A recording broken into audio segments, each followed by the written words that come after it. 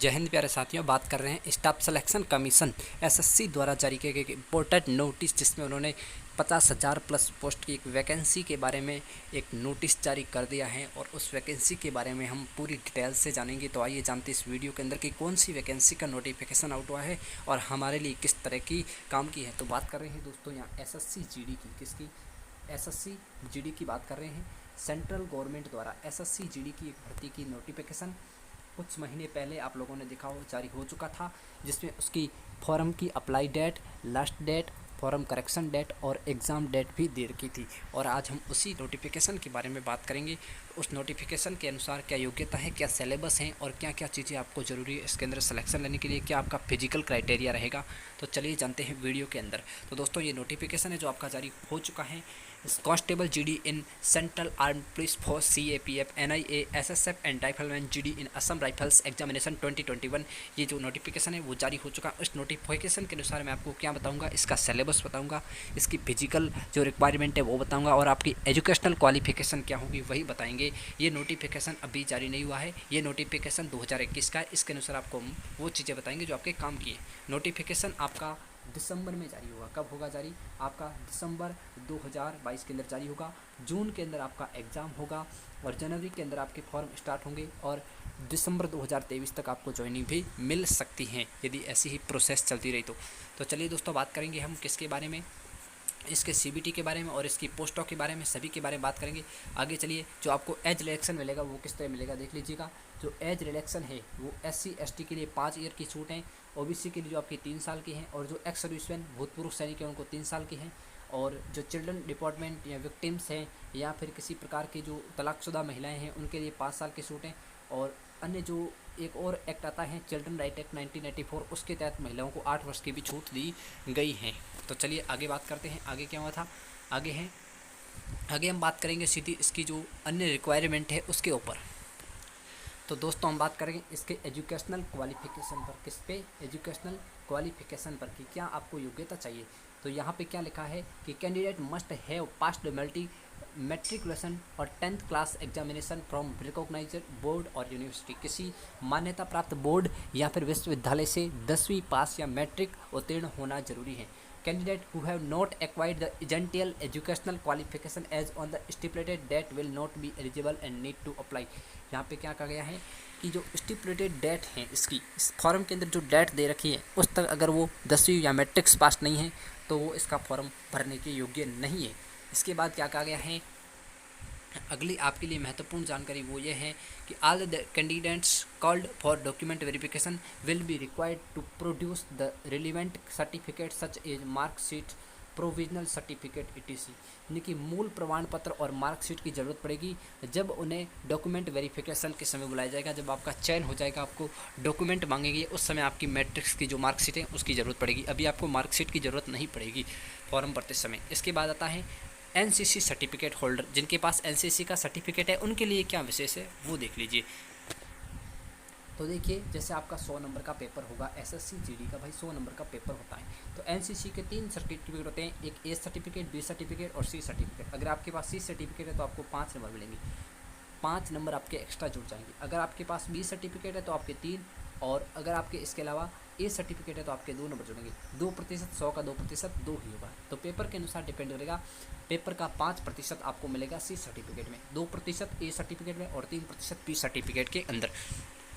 चलिए आगे बात करते हैं। तो ये एनसीसी सर्टिफिकेट जो है उसका आपको फ़ायदा मिलेगा। इसके फॉर्म अवेलेबल होंगे इस वेबसाइट पर। जब फॉर्म आएंगे तो वहाँ आपको सूचना दे देंगे वैसे भी, लेकिन http://ssc.nic.in पर आपके फॉर्म अवेलेबल हो जाएंगे। और आपको जो फ़ोटो वगैरह किस तरह लगाने वो हम फॉर्म आएंगे उस समय ही बताएंगे। और आपकी जो एप्लीकेशन फ़ीस है वो कितनी है, वो आपकी हो जाएगी 100 रुपये। कितनी हो जाएगी? 100 रुपये भाई एप्लीकेशन फ़ीस है। हर वर्ग के लिए नहीं है, एसटी एससी और जो एक्स सर्विसमैन हैं या महिलाएं हैं उनको बिल्कुल छूट है। ये है OBC, creamy layer, non creamy layer और जनरल कैटेगरी। 3 कैटेगरी कौन सी? OBC, creamy layer, non creamy layer, general और ईडब्ल्यूएस कैटेगरी के लिए फॉर्म फीस 100 रुपये है। ठीक है दोस्तों, तो चलिए आगे बात करते हैं। इसके जो एग्जामिनेशन जो सेंटर हैं वो सेंटर अपने अपने स्टेट के हिसाब से देख लीजिए। आप जहाँ से बिहार में रहते हैं तो बिहार में भागलपुर, धनबाद, झारखंड के सेंटर है मुजफ्फरपुर, पटना, पूर्णिया, आगरा, बरेली, गोरखपुर, झांसी ये क्षेत्र आ चुके हैं। सेंट्रल रीजन जो बिहार और उत्तर प्रदेश है उसके लिए क्षेत्र हैं। इसके बाद अगर आप रहते हैं कहाँ पर, अंडमान निकोबार, झारखंड, उड़ीसा, उन क्षेत्रों में रहते हैं तो ये आपके ये सेंटर हैं, ये देख लीजिए। और आपके रोल नंबर की शुरुआत भी, अगर ये पोर्ट ब्लेयर सेंटर आता है तो आपके रोल नंबर की शुरुआत 4802 से होगी। इस प्रकार पहले दे रखा है, ठीक है। इस प्रकार आपके रोल नंबर अनुसार सेंटर, और ये आपके उस क्षेत्रीय वेबसाइट का लिंक है। इसके बाद आप कर्नाटक में या केरला रीजन से डिवाइड है तो आपके ये क्षेत्र आएंगे। इसके बाद आप अगर मध्य प्रदेश या सब रीजन जो मध्य प्रदेश, छत्तीसगढ़ इनसे हैं तो ये आपके क्षेत्र आएंगे। इसके बाद अगर आप नॉर्दर्न रीजन है, अरुणाचल प्रदेश, असम, मणिपुर, मेघालय, नागालैंड, त्रिपुरा, मिजोरम से हैं तो आपके ये क्षेत्र आएंगे जो सेंटर हैं वो। और नॉर्दर्न रीजन है दिल्ली, राजस्थान और उत्तराखंड, राजस्थान वालों, दिल्ली वालों के लिए और उत्तराखंड वालों के लिए ये क्षेत्र आएंगे, ध्यान रख लेना भाई। राजस्थान के 4 ही सेंटर हैं, कौन से हैं, अजमेर हैं, अलवर हैं, बीकानेर है, जोधपुर हैं और उदयपुर हैं। बीकानेर, जयपुर, जोधपुर, कोटा, श्रीगंगानगर, उदयपुर और सीकर, कई प्रकार के राजस्थान के भी सेंटर है। जोधपुर का सेंटर कोड 24 से हैं। ये सेंटर कोड बिल्कुल राइट है, जो हमारे एग्जाम हुए थे उस टाइम भी यही सेंटर कोड आए थे रोल नंबर के अंदर। अभी भी प्रवेश पत्र में आपको दिखा सकता हूँ, ये सेंटर कोड के अनुसार ही रोल नंबर आएंगे आपको, इसलिए सेंटर सही भरना है। इसके बाद आता है नॉर्थ वेस्टर्न रीजन के लिए, साउथ रीजन दक्षिण प्रदेश के लिए, और पश्चिमी क्षेत्रों के लिए जैसे दादरा नगर हवेली, अंडमान, गुजरात और महाराष्ट्र, इनके लिए अलग अलग क्षेत्रों की जो है रोल नंबर के अनुसार बांटा गया है। अब बात करते हैं इसके टीयर फर्स्ट या सीबीटी एग्ज़ाम की, यानी कि कंप्यूटर बेस्ड जो एग्ज़ाम होगा, कंप्यूटर बेस्ड टेस्ट, उसके अंदर क्या होगा। और यही आपके जो है सिलेक्शन का बेस है। क्या है सिलेक्शन का बेस, क्या है, सीबीटी है। मेन सीबीटी जो है सिलेक्शन का बेस है। अगर इसके अंदर आप क्वालिफाइड नहीं होते तो आपका सिलेक्शन नहीं होगा।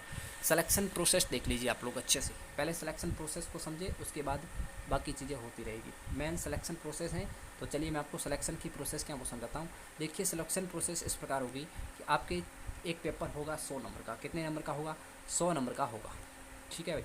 100 नंबर का पेपर होगा।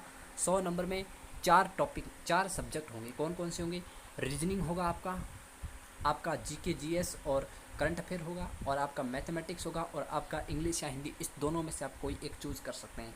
आपकी क्षेत्रीय लैंग्वेज के अनुसार चूज करें, और सबसे ज़्यादा सही रहेगी वो तो हिंदी ही रहेगी। अब देखिए नंबर ऑफ क्वेश्चन और मैक्सिमम मार्क्स, सभी चारों के चारों सब्जेक्ट 25-25 नंबर के और 25-25 प्रश्न के हैं, यानी कि 100 प्रश्न आएंगे। कितने नंबर के आएंगे, 100 नंबर के आएंगे। आपको टाइम का ध्यान रखना है, यहाँ टाइम बहुत कम मिलेगा। 100 प्रश्न है लेकिन टाइमिंग 90 मिनट है। कितना है, 90 मिनट। तो ध्यान रखना, यही आपके सिलेक्शन का बेस है, इसी के आधार पर आपका सिलेक्शन होगा। GK, GS, reasoning, Hindi, English और एलिमेंट्री मैथमेटिक्स हैं, इसको अभी से तैयार करना शुरू कर दें, ठीक है भाई।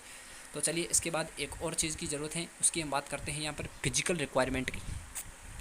ये जो है आपका अलग से सिलेबस दे रखा है, विस्तार से डिटेल से रीजनिंग का दे रखा है। आपके कौन सी आकृतियों वाले आएंगे, कागज़ मोड़ने वाला, अर्थमेटिक, रीजनिंग सभी आएंगे। जी के अंदर देखिए ज्योग्राफी है, polity, economics, history, current affair सभी आते हैं। मैथमेटिक्स के भी देख लीजिए, system, number system, decimal, fraction, property, आपका CI, SI, average, mixture, alligation, trend संबंधी जो प्रश्न आते हैं वो, time distance work, mensuration, time distance, ratio, percentage, loss, ये सभी आते हैं। इंग्लिश, हिंदी की देखिए, ability to understand basic English और Hindi, basic comprehension would be tested, यानी कि आपको बेसिक हिंदी या इंग्लिश आनी चाहिए। ज़्यादा हिंदी ग्रामर नहीं पूछ जाती हैं। जो सब्जेक्ट का डिटेल वीडियो है, सब्जेक्ट के किस तरह के प्रश्न पूछे जाते हैं only for SSC GD level, उसके मैं अलग से डिस्कस करूंगा, क्योंकि मैं खुद SSC GD क्वालिफाई कर चुका हूं इस वर्ष, इसलिए आपको बता रहा हूं। SSC GD क्वालिफाई करने के लिए आपको हिंदी और इंग्लिश में ज़्यादा जोर नहीं देना है। ये किस तरह कवर हो जाएगी, मैं आपको एक अलग से रणनीति लाऊंगा हिंदी के लिए पर्टिकुलर, ठीक है। चलते हैं आगे हम इसके PET और PST पर दोस्तों। तो PET और PST के बारे में ध्यान से देखिएगा। तो आपकी मेन है सिलेक्शन का प्रोसेस, रिटन एग्ज़ाम यानी कि CBT जैसे क्लियर कर लेते हो तो आपके लिए बहुत ही जो खतरनाक रणनीति है, खतरनाक परिस्थिति है, वो है PET PST में सबसे खतरनाक है जो इसकी रनिंग है 5 किलोमीटर की 24 मिनट के अंदर। 5 किलोमीटर 24 मिनट, 5 किलोमीटर 24 मिनट करना कोई बड़ी बात नहीं है, हर कोई कर ही लेता है। हमने भी की थी, हम यहाँ पे जब 24 मिनट में दौड़ते थे और वहाँ जाके उस दिन एक जोश के रूप में हम 20 मिनट में ही दौड़ कर चुके थे। तो आपको अगर PET PST निकालना है तो आपको बस 15 से 20 दिन की प्रैक्टिस बहुत होगी। जैसे आपका रिजल्ट आउट होता है और प्रवेश पत्र आते हैं तो आपको PET PST करना है। पहले आपको दौड़ भाग करके अपना समय वेस्ट नहीं करना है, ठीक है। तो ये देख लीजिए आप लोग, मेल के लिए जो क्या है, मेल कैंडिडेट हैं जो सामान्य एरियो से, जैसे राजस्थान, उत्तराखंड, उत्तर प्रदेश, दिल्ली, नॉर्मल एरियो से बिलोंग करते हैं। जो एरिया उन्होंने पर्सनल रूप से बताया नहीं है, उसके सिवाय जो एरिया बचे हैं, क्षेत्र जो राज्य बचे हैं, उनके लोगों को 5 किलोमीटर 24 मिनट में दौड़ना पड़ेगा। और जो फीमेल हैं उनको 1600 मीटर की रनिंग 8.5 मिनट में करनी है। बहनों के लिए 1600 मीटर 8.5 मिनट में करनी है। और जो लद्दाख रीजन है, लद्दाख और जो तिब्बती क्षेत्र के लोग आते हैं उनके लिए जो पुरुषों की दौड़ है वो 1600 मीटर है 6.5 मिनट में, ठीक है। और महिलाओं के लिए 800 मीटर की रनिंग है 4 मिनट के अंदर, ठीक है। तो ये है पीईटी एंड पीएसटी। इसके बाद आपके चलते हैं हाइट पे। तो ये देख लीजिए, मेल के लिए 170 हाइट चाहिए, कितनी 170, और फीमेल के लिए 157 हाइट चाहिए। तो इतनी हाइट नहीं है तो आप लोग कृपया तैयारी न करें, यही बेस्ट सुझाव है आपके लिए, क्योंकि हाइट में 1 सेंटीमीटर की भी छूट नहीं होगी। तो आप सोचें, अगर आपकी 169 है तो आप सीधे आज ही बाहर हैं, आपको कोई ज़रूरत नहीं है एसएससी की तैयारी करने की, क्योंकि हाइट ना तो बढ़ती है और ना ही इसकी एग्ज़ाम के लिए आप योग्य होंगे। इसके बाद आते हैं, इसके जो कई क्षेत्रों में हाइट की छूट भी दी गई, जो आप लोग देख सकते हैं इस प्रकार है। ये छूट देख लीजिए आप लोग। अब हम चलते हैं जो है सीने के बारे में, चेस्ट के बारे में। देखिए, chest normal region Rajasthan, Delhi, Uttarakhand, Uttar Pradesh, Bihar, Jharkhand, ये सभी क्षेत्र यानी कि लद्दाख और हिमालयी क्षेत्र को छोड़कर जो लोग हैं उनको 80 सेंटीमीटर का चेस्ट चाहिए, कम से कम 80 होना चाहिए, और 5 सेंटीमीटर का फुलाव चाहिए कम से कम। 80 to 85 होना अनिवार्य है, नहीं तो आप डिसक्वालीफाई हो जाएंगे रिटर्न एग्जाम में, ठीक है। अब हम आते हैं all candidate belonging to schedule tribes, जो मतलब एसटी के लोग हैं उनके लिए कितना चाहिए सीना, उनके लिए चाहिए 76, और जो अन्य गढ़वाल और कुमायूं क्षेत्र से आते हैं उनके लिए 78। 5 सेंटीमीटर का फुलाव सभी को चाहिए। हाँ, इनको कम चाहिए, एक्सपेंड कम चाहिए, लेकिन फुलाव 5 सेंटीमीटर का इनको भी करना है और आपको भी करना है। इसके बाद हम आते हैं, महिलाओं के लिए चेस्ट की मेजरमेंट नहीं होता है, जो है chest measurement for female candidate will be not be taken, यानी कि महिलाओं के लिए नहीं होगा। Proportionate to height and age पर मेडिकल स्टैंडर्ड, यानी कि मेडिकल स्टैंडर्ड के अनुसार आपका वेट भी होना ज़रूरी है, लेकिन ये फिजिकल के लिए नहीं, मेडिकल है उस समय आपका वेट मापा जाएगा। हम लोगों का फिजिकल हो चुका है, मेडिकल बाकी है अभी तक। तो देखिए, आप आगे बढ़ते हैं। अब आपकी बात करते हैं पोस्ट प्रेफरेंस पे। तो आपको कौन सी पोस्ट की प्रेफरेंस देख लीजिए। जो सबसे हाई कट ऑफ जाते हैं, ज़्यादा मेहनती, वो हाई कट ऑफ वाली की यानी कि अच्छी जॉब को प्रेफरेंस देंगे। तो मैं आपको बता देता हूँ कि पोस्ट प्रेफरेंस किस प्रकार करना है, उसके लिए मैं एक अलग से डिटेल वीडियो बताऊँगा, कौन सी पोस्ट अच्छी है, कौन सी पोस्ट पर आपको प्रेफरेंस देना चाहिए, फर्स्ट प्रेफरेंस से क्या होता है, फर्स्ट के बाद दी गई प्रेफरेंस का क्या होता है, वो सब बातें हम डिटेल में करेंगे कल के नेक्स्ट वीडियो में। तो दोस्तों, आज के लिए इतना ही था। आज मैं आपको सिलेबस के बारे में, इसकी जो बेसिक जो जानकारी है, इसकी एग्जामिनेशन जो क्वालिफिकेशन है उसकी, और जो इस बार की कट ऑफ क्या रही है उस कट ऑफ के बारे में, जो इस बार की एक कट ऑफ जारी हो चुकी है, कौन सी पीईटी और पीएसटी के लिए जो स्टूडेंट क्वालिफाई उनके लिए कट ऑफ जारी हो चुकी है, उसका भी वीडियो मैं कल यहाँ पर उपलब्ध करवा दूँगा। तो ये कट ऑफ आपकी जानकारी है। तो ये इतनी जानकारी थी आज के लिए इन पोस्ट प्रेफरेंस के बारे में। सिलेबस को किस तरह तैयार करना है पर्टिकुलर सब्जेक्ट वाइज मैं आपको बता दूंगा, और उस वीडियो को देखने के बाद आप 100% इस एग्ज़ाम को क्वालिफाई कर लेंगे। नंबर से मतलब नहीं है, आप सिर्फ क्वालिफाई कर लेंगे, मैं कहता हूँ, क्योंकि मैंने खुद क्वालिफाई किया है 80+ नंबर ला करके। इस बार के पेपर में 80 नंबर लाना कोई आसान बात नहीं है। तो मैं अपनी जो स्ट्रेटजी थी वही आपको बताऊँगा, ठीक है दोस्तों। तो चलिए मिलते हैं कल।